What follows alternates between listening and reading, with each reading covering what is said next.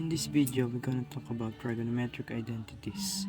So, ang given po natin is cotangent theta, sin theta, cosine theta is equals to 1 minus sin squared theta.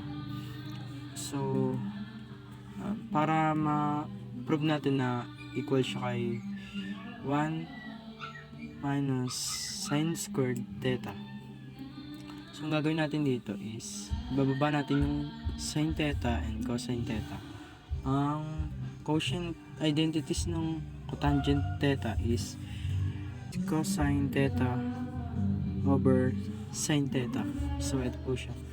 Gagawin natin is maka-cancel siya. So, ang matitira is cosine theta. Ang matitira po niyan is cosine theta times cosine theta, which is cosine squared theta.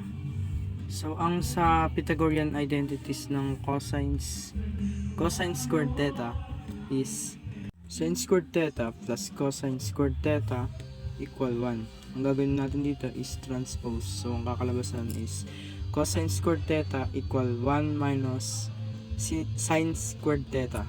So, prove na equal siya kay 1 minus sin squared theta.